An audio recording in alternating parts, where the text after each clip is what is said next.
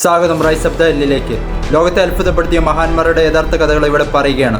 ഇന്നത്തെ എപ്പിസോഡിൽ പറയുന്നത് ഒരു ക്യാമറ, ഒരു സ്വപ്നം, ഒപ്പം അതിരില്ലാത്ത പരിശ്രമം കൊണ്ട് ലോകത്തെ കീഴടക്കിയ ഒരു ബാലൻ്റെ കഥയാണ്.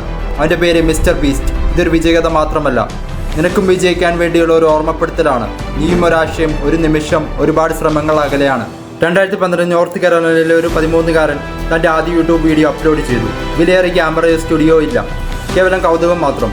അവൻ തൻ്റെ പേര് വിളിച്ചു മിസ്റ്റർ ബീസ്റ്റ് 6000. വർഷങ്ങളോളം ആർക്കും അത് ശ്രദ്ധയിൽപ്പെട്ടില്ല. മറ്റൊരു ഗെയിം കളിക്കുമ്പോൾ അവൻ യൂട്യൂബിനെ പഠിച്ചു. ഏത് വീഡിയോ ആണ് ആളുകൾ കാണുന്നത്, ഏതാണ് അവരെ ആകർഷിക്കുന്നത്, എന്താണ് അവരെ പിടിച്ചിരുത്തുന്നത്, അവൻ അതെല്ലാം പഠിച്ചു. അവൻ പ്രശസ്തിക്ക് പിന്നാലെ പോയതല്ല, അവൻ അന്വേഷിച്ച അർത്ഥമായിരുന്നു. ലോകം അവനെ കാണാതിരുന്ന സമയത്ത് അവൻ തൻ്റെ ഭാവിയെ പണിതുകൊണ്ടിരുന്നു. മിസ്റ്റർ ബീസ്റ്റ് വീഡിയോകൾ അപ്ലോഡ് ചെയ്തില്ല എന്നല്ല, അവൻ യൂട്യൂബിൽ ജീവിച്ചു. നൂറുകണക്കിന് പരാജയങ്ങൾ, 1000 മണിക്കൂറുകൾ. എന്നാൽ അവൻ ഒരിക്കലും നിർത്തിയില്ല. എന്തിനെന്ന് ചോദിച്ചാൽ അവന് വിജയം അസാധ്യമല്ലായിരുന്നു.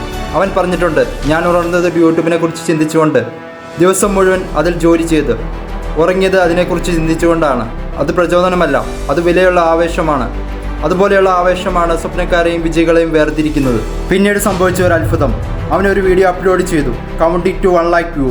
ഗെയിമില്ല, സ്പോൺസർ ഇല്ല, വെറും പാഷൻ, വെറും വിശ്വാസം. ലക്ഷങ്ങൾ അതിനെ കണ്ടു. അപ്പോഴാണ് ലോകം പുതിയൊരു സൃഷ്ടാവിനെ കണ്ടത്. പ്രശസ്തിക്ക് വേണ്ടിയല്ല, അതിരുകൾ മറികടക്കാനാണ് അവൻ ശ്രമിച്ചത്. അതേ മനസ്സുപയോഗിച്ച് അവൻ ആരംഭിച്ചു ദാനത്തിൻ്റെ യാത്ര. അവൻ ആയിരങ്ങൾക്ക് പണം നൽകി, ലക്ഷക്കണക്കിന് വൃക്ഷങ്ങൾ നട്ടു, ലോകമെമ്പാടും വിശപ്പിനെതിരെ പോരാടി. ഈസ്റ്റ് ഫിലാന്ത്രഫി വഴി മിസ്റ്റർ ബീസ്റ്റ് നമ്മെ പഠിപ്പിച്ചു, യഥാർത്ഥ വിജയം എന്നത് സ്വാധീനമാണ്. അവൻ്റെ യാത്രയിൽ നിന്ന് നമുക്കെന്ത് പഠിക്കാനാകും? വിജയം ഭാഗ്യത്തിൻ്റെ ഫലമല്ല, അത് വർഷങ്ങളോളം ആരും മനസ്സിലാക്കാത്ത ഒരു പ്രതിജ്ഞയുടെ ഫലമാണ്.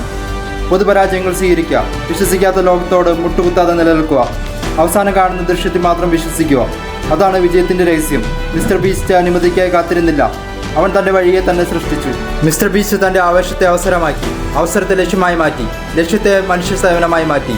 അപ്പോൾ ചോദ്യം നിനക്കാണ്, നിന്റെ ആവേശം എന്താവും? നീ അതിന് ഇതേവിധം നിശ്ചയദാർഢ്യവും കരുതലും നൽകിയാൽ ഇത് മിസ്റ്റർ ബീസ്റ്റിൻ്റെ കഥ മാത്രമല്ല, ഇത് തോൽവി സമ്മതിക്കാത്ത ഓരോ മനുഷ്യൻ്റെയും കഥയാണ്. ഒടുവിൽ വിജയം ഒരു രഹസ്യമല്ല, അതൊരു തീരുമാനമാണ്. ആവേശത്തോടെ ഇരിക്കുക, ദയോടെ ഇരിക്കുക, അതിരുകളില്ലാത്തവനാകുക.